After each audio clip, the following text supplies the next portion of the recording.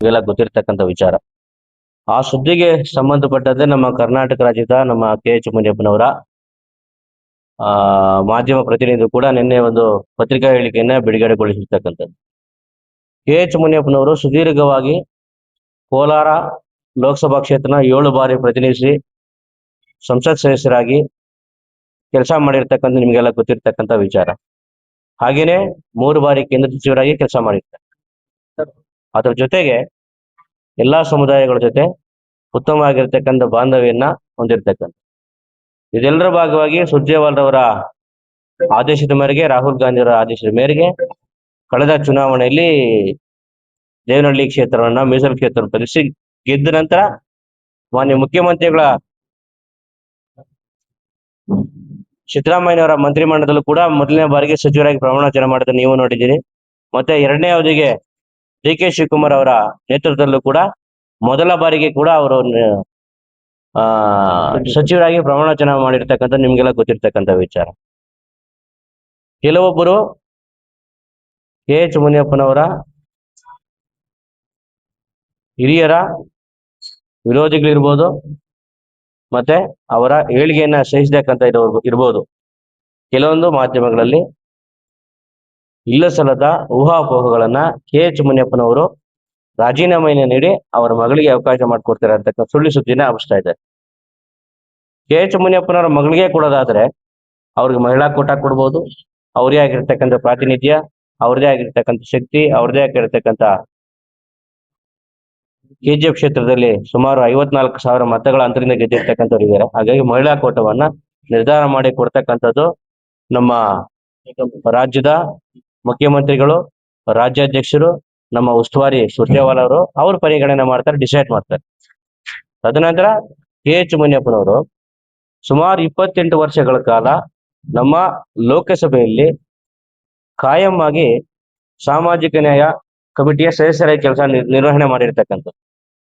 ಈ ಎಲ್ಲಾ ಮಾನದಂಡಗಳ ಮೇಲೆ ಅವರ ಉಪಸ್ಥಿತಿ ರಾಜ್ಯದಲ್ಲಿ ಕೂಡ ಇದ್ರೆ ಸಾಮಾಜಿಕ ಬದಲಾವಣೆ ತರಬಹುದು, ಇತರೆ ಹಿಂದುಳಿದ ವರ್ಗಗಳ, ಪರಿಶಿಷ್ಟ ಜಾತಿ, ಪರಿಶಿಷ್ಟ ಪಂಗಡಗಳ ಕಲ್ಯಾಣವನ್ನ ಕಟ್ಟಲಿಕ್ಕೆ ಅವರ ಬುದ್ಧಿಶಕ್ತಿ, ಅವರ ಕೇಂದ್ರದ ಅನುಭವ, ಅವ್ರಿಗಿರ್ತಕ್ಕಂಥ ಎಲ್ಲ ಅನುಭವವನ್ನ ಕರ್ನಾಟಕ ರಾಜ್ಯದಲ್ಲಿ ಬಳಕೆ ಮಾಡಿ ಇತರ ಸಮುದಾಯಗಳ ಜೊತೆ ಕೂಡ ಗಟ್ಟಿಗೊಳಿಸುವಿಕೆಯನ್ನ, ಹಿಂದುಳಿದವರನ್ನ ಏನು ಮುಂದುವರಿಲಿಕ್ಕೆ ಬೇಕಾಗಿರ್ತಕ್ಕಂಥ ಸಾಧನ ಸಲಕರಣೆಗಳನ್ನ ಕೊಡ್ಲಿಕ್ಕೆ ನಮ್ಮ ರಾಜ್ಯ ಸರ್ಕಾರ ಕೆ.ಎಚ್. ಮುನಿಯಪ್ಪನಿಗೆ ಅವಕಾಶ ಕೊಟ್ಟಿರ್ತಕ್ಕಂಥದ್ದು. ಕೆ.ಎಚ್. ಮುನಿಯಪ್ಪರು ಇತ್ತೀಚೆಗೆ ಆಹಾರ ಮತ್ತು ನಾಗರಿಕ ಸರಬರಾಜು ಸಚಿವರಾಗಿ ಯಶಸ್ವಿಯಾಗಿ 3 ವರ್ಷ ಕಾರ್ಯನಿರ್ವಹಿಸಿದೆ, ನಿಮ್ಗೆಲ್ಲ ಗೊತ್ತಿದೆ. ಈಗ 2ನೇ ಅವಧಿಗೆ ಈ ಎಲ್ಲಾ ಅನುಭವಗಳನ್ನ ಕ್ಯಾರಿ ಫಾರ್ವರ್ಡ್ ಮಾಡಿ ಕರ್ನಾಟಕ ರಾಜ್ಯದಲ್ಲಿ ಸಮಾಜ ಕಲ್ಯಾಣ ಇಲಾಖೆಯ ಜವಾಬ್ದಾರಿ ಕೊಡಬೇಕು ಅಂತಕ್ಕಂಥದ್ದು ನಡೀತಾ ಇದೆ. ಒತ್ತಾಯ, ನಮ್ಮ ಸಮಾಜದ ಒತ್ತಾಯ ಕೂಡ ಇದೆ, ಮತ್ತೆ ಇತರ ಸಮಾಜದ ಒತ್ತಾಯ ಕೂಡ ಇದೆ. ಮತ್ತೆ ಹಿರಿಯ ಕಾಂಗ್ರೆಸ್ ನಾಯಕರು ಕೂಡ ಕೆ.ಎಚ್. ಮುನಿಯಪ್ಪನಿಗೆ ಕೊಟ್ರೆ ಈ ಎಲ್ಲಾ ಅನುಭವಗಳನ್ನ ತಗೊಂಡು ಇಡೀ ರಾಜ್ಯದಲ್ಲಿ ಮುಂದಿನ ಚುನಾವಣೆಯಲ್ಲೂ ಸಹ ಕಾಂಗ್ರೆಸ್ ಪಕ್ಷವನ್ನ ಅಧಿಕಾರಕ್ಕೆ ತರಲಿಕ್ಕೆ ಅವರಿಗೆ ಸಮಾಜ ಕಲ್ಯಾಣ ಇಲಾಖೆ ಕೊಟ್ರೆ ಸೂಕ್ತ ಅಂತಕ್ಕಂಥದ್ದು ಕೂಡ ಹಿರಿಯರಿಗೆ ಗೊತ್ತಿದೆ. ಹಾಗಾಗಿ ನಾವು ಕೂಡ ಈ ಸಂದರ್ಭದಲ್ಲಿ ಒತ್ತಾಯ ಮಾಡ್ತಾ ಇದ್ದೀವಿ, ಕೆ.ಎಚ್. ಮುನಿಯಪ್ಪನವರಿಗೆ ಸಮಾಜ ಕಲ್ಯಾಣ ಇಲಾಖೆಯನ್ನ ಕೊಟ್ರೆ ಮುಂದಿನ ದಿನಗಳಲ್ಲಿ ಸಾಮಾಜಿಕ ನ್ಯಾಯದ ಅಡಿಯಲ್ಲಿ ಎಲ್ಲರಿಗೂ ಕೂಡ ಏನು ಶಾಂತಿ, ಸಾಮರಸ್ಯ ಮತ್ತೆ ಅಭಿವೃದ್ಧಿ ಕೆಲಸಗಳನ್ನ ಮಾಡ್ಲಿಕ್ಕೆ ಸಮಾಜ ಕಲ್ಯಾಣ ಇಲಾಖೆಯಲ್ಲಿ ಸಾಕಷ್ಟು ಯೋಜನೆಗಳನ್ನ ಜನಪರವಾಗಿ ಮಾಡ್ಲಿಕ್ಕೆ ಅವಕಾಶಗಳು ಸದೃಢವಾಗಿ ಮತ್ತೆ ಹೇರಳವಾಗಿರ್ತಕ್ಕಂಥದ್ದು ಅಂತ ನನ್ನ ಭಾವನೆ. ಹಾಗಾಗಿ ಈ ಪತ್ರಿಕಾಗೋಷ್ಠಿಯ ಮುಖಾನ ಇಡೀ ರಾಜ್ಯಕ್ಕೆ ಮತ್ತೆ ಕೋಲಾರ, ಚಿಕ್ಕಬಳ್ಳಾಪುರ ಎಲ್ಲಾ ಜನತೆಗೂ ಕೂಡ ನಾವು ಸ್ಪಷ್ಟ ಮಾಡ್ಲಿಕ್ಕೆ ಬಯಸ್ತೀವಿ.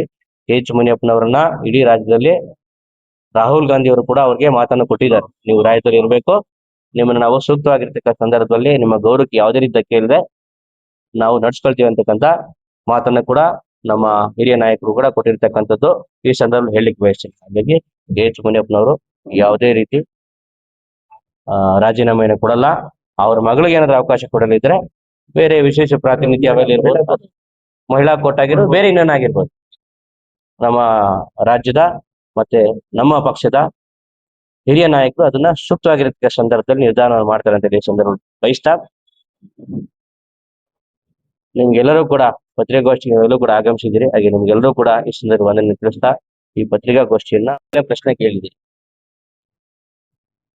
ಇಡೀ ನಮ್ಮ ಕರ್ನಾಟಕ ರಾಜ್ಯದಲ್ಲಿ 224 ಮತಕ್ಷೇತ್ರಗಳು ಇರ್ತಕ್ಕಂಥದ್ದು ನಿಮ್ಗೆಲ್ಲ ಗೊತ್ತಿರ್ತಕ್ಕಂಥ ವಿಚಾರ. 224ರಲ್ಲಿ ಕಳೆದ ವಿಧಾನಸಭಾ ಚುನಾವಣೆ ನಾವು 136 ಕ್ಷೇತ್ರಗಳನ್ನ ನಾವು ಗೆದ್ದು ಸರ್ಕಾರವನ್ನ ಸ್ಥಾಪನೆ ಮಾಡಿರ್ತಕ್ಕಂಥ ನಿಮ್ಗೆಲ್ಲ ಗೊತ್ತಿರ್ತಕ್ಕಂಥ ವಿಚಾರ. ಯಾವುದೇ ಒಂದು ಸರ್ಕಾರ ಅಧಿಕಾರಕ್ಕೆ ಬಂದ ನಂತರ ತನ್ನ ಮಂತ್ರಿಮಂಡಲದ ಸಚಿವರನ್ನ ನೇಮಕ ಮಾಡಬೇಕಾದ್ರೆ ಕೆಲವೊಂದು ಸಂದರ್ಭಗಳಲ್ಲಿ ಮಧ್ಯ ಕರ್ನಾಟಕ, ಉತ್ತರ ಕರ್ನಾಟಕ, ಕಲ್ಯಾಣ ಕರ್ನಾಟಕ, ಸೆಂಟ್ರಲ್ ಝೋನ್ ಆಗಿರ್ಬೋದು, ದಕ್ಷಿಣ ಕರ್ನಾಟಕ ಆಗಿರ್ಬೋದು, ಅಂದ್ರೆ ಹಲವಾರು ವಿಭಾಗಗಳ ಮೂಲಕ ಎಲ್ಲರಿಗೂ ಪ್ರಾತಿನಿಧ್ಯ ಕೊಡ್ತಕ್ಕಂಥ ಕೆಲಸವನ್ನ ಮಾಡ್ತದೆ. ಹಾಗಾಗಿ ಕಳೆದ ಫಸ್ಟ್ ಕ್ಯಾಬಿನೆಟ್ ನಮ್ಮ ಚಿಕ್ಕಬಳ್ಳಾಪುರ ಕೂಡ ಚಿಂತಾಮಣಿಯ ಎಂ.ಸಿ. ಸುಧಾಕರ್ ಸರ್ ಅವರಿಗೆ ಕೂಡ ಮೊದಲ ಅವಧಿಗೆ ಅವಕಾಶ ಮಾಡಿಕೊಟ್ಟಿದ್ದು ನಿಮ್ಗೆಲ್ಲ ಗೊತ್ತಿರ್ತಕ್ಕಂಥದ್ದು. ಎರಡನೇ ಅವಧಿಗೆ ನಮ್ಮ ಚಿಕ್ಕಬಳ್ಳಾಪುರ ಮತ್ತು ಕೋಲಾರ ಕ್ಷೇತ್ರಕ್ಕೆ ಕೊಡ್ಲಿಲ್ಲ. ಅದರಲ್ಲಿ ಯಾವುದೇ ಆಗಿರ್ತಕ್ಕಂಥ ಕೆ.ಎಚ್. ಮುನಿಯಪ್ಪನ ಹಸ್ತಕ್ಷೇಪ ಇರೋದಿಲ್ಲ. ಯಾಕಿರ್ತದೆ? ಆ ತರ ಕೆ.ಎಚ್. ಮುನಿಯಪ್ಪನ ಹಸ್ತಕ್ಷೇಪ ಇದು ಏನಾದ್ರು ಮಾಡ್ಬೇಕಂದ್ರೆ ಮೊದಲನೇ ಬಾರಿಗೆ ಅವ್ರ ಮಕ್ಕಳಿಗೆ ಮಾಡ್ತಾ ಇದ್ರು. ಕೆ.ಎಚ್. ಮುನಿಯಪ್ಪನವರು ಕರ್ನಾಟಕ ರಾಜ್ಯದ ಅಪರೂಪ ರಾಜಕಾರಣಿ, ಹಾಗೇನೆ ನಮ್ಮ ಕಾಂಗ್ರೆಸ್ ಪಕ್ಷದ ಶಿಸ್ತಿನ ಸಿಪಾಯಿ.